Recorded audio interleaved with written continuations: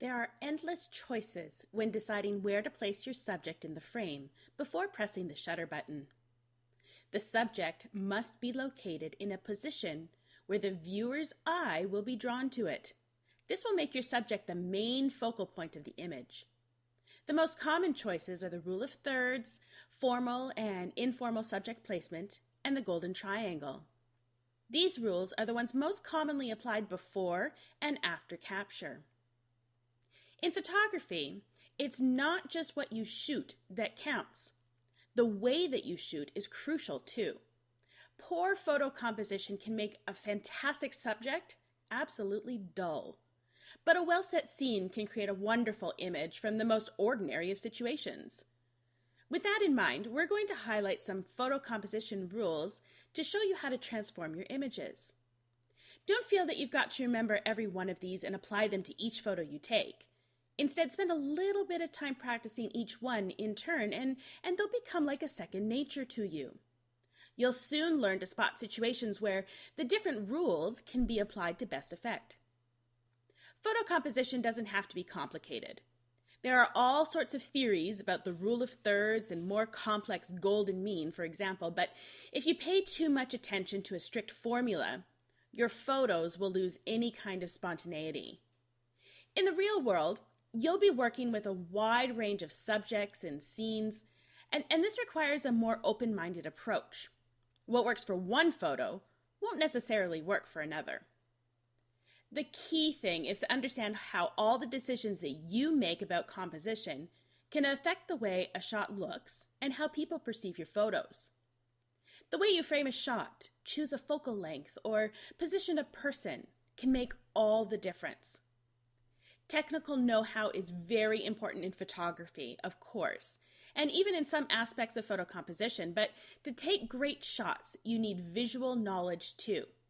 Here are a few things to look out for. When you look at a scene with your naked eye, your brain quickly picks out subjects of interest. But the camera doesn't discriminate. It captures everything that's in front of it, which can lead to a very cluttered, messy picture with no clear focal point. What you need to do is choose your subject. Then select a focal length or camera viewpoint that makes it the center of attention in the frame. You can always keep other objects out of the picture, so try to keep them in the background or make them part of the story. Silhouettes, textures, and patterns are all devices that work quite well in simple compositions.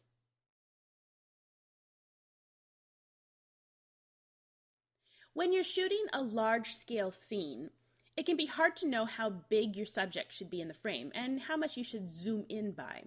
In fact, leaving too much empty space in a scene is the most widespread compositional mistake. It makes your subject smaller than it needs to be and can also leave viewers confused about what they're supposed to be looking at. To avoid these types of problems, you should zoom in to fill the frame or get closer to the subject in question.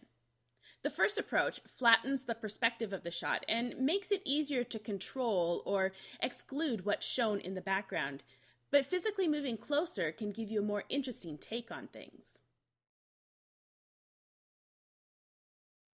It's easy to get stuck in a rut and take every picture with the camera held horizontally. Try turning it to get a vertical shot instead, adjusting your position or the zoom setting as you experiment with the new style. You can often improve on both horizontal and vertical shots by cropping the photo later.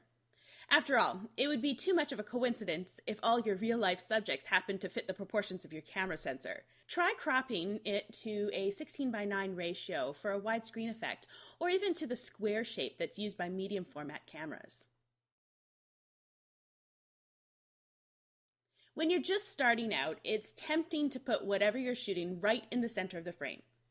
However, this ends up producing a rather static, boring picture. One of the ways to counteract that is to use the rule of thirds, where you split the image up into thirds, both horizontally and vertically, and try to place your subject on one of those imaginary lines or intersections. This is an overrated approach sometimes, though. Instead, move your subject away from the center and get a feel for how it can be balanced with everything else in the scene, including any areas of contrasting color or light. There are no hard and fast rules about achieving this kind of visual balance, but you'll really quickly learn to rely on your instincts and trust that you'll know when something looks just right. A poorly composed photograph will leave your viewers unsure about where it is that they're supposed to look, and their attention might drift aimlessly around the scene without finding a very clear focal point. However, you can use lines to control the way people's eyes move around the picture. Converging lines give a strong sense of perspective and three-dimensional depth that draw you into an image. Curved lines can lead you on a journey around the frame, leading you towards the main subject. Lines exist everywhere in the form of walls, fences, roads, even buildings and telephone wires. They can also be implied, perhaps, by the direction in which an off-center subject is looking.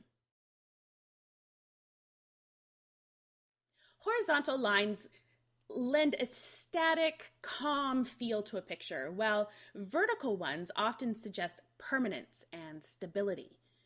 To introduce a feeling of drama, movement, or even uncertainty, try and look for diagonal lines instead. You can need nothing more than a shift in position or focal length to get them. Wider angles of view tend to introduce diagonal lines because of the increased perspective. With wide-angle lenses, you're more likely to tilt the camera up or down to get more of a scene in. You can also introduce diagonal lines artificially, using the Dutch tilt technique. You simply tilt the camera as you take the shot. This can be very effective, though it doesn't suit every shot, and it's best if you use it rather sparingly. Even though photographs themselves are static, they can still convey a strong sense of movement. When we look at pictures, we see what's happening and tend to look ahead. This creates a feeling of imbalance or unease if your subject has nowhere to move except out of the frame. You don't just get this effect with moving subjects either. For example, when you look at a portrait, you tend to follow someone's gaze, and they need an area to look into. For both types of shots, then, there should always be a little more space ahead of the subject than behind it. Don't just concentrate on your subject. Look at what's happening in the background too. This ties in with simplifying the scene and filling the frame. You can't usually exclude the background completely, of course, but you can control it. You'll often find that changing your position is enough to replace a cluttered background with one that complements your subject nicely. Or you can use a wide lens aperture and a longer focal length to throw the background out of focus. It all depends on whether the background is part of the story you're trying to tell with the photo. Bright primary colors really attract the eye, especially when they're contrasted with a complementary hue. But there are other ways of creating color contrasts, by including a bright splash of color against a monochromatic background, for example. You don't need strong color contrast to create striking pictures, though. Scenes consisting almost entirely of a single hue can be very effective, and those with a limited palette of harmonious shades, such as softly lit landscapes, often make great pictures. The key is to be really selective about how you isolate and frame your subjects to exclude unwanted colors. Photo composition is a little like a visual language. You can use it to make your pictures pass on a specific message. However, just as we sometimes use the written word to create a deliberately jarring effect, we can do the same with photos by breaking with standard composition conventions. Doing it by accident doesn't count, though. It's when you understand the rules of composition and then break them on purpose that things start to get interesting. It's often best to break one rule at a time. Just remember, for every rule that we suggest, somewhere out there is a great picture that proves you can disregard it and still produce a fantastic image.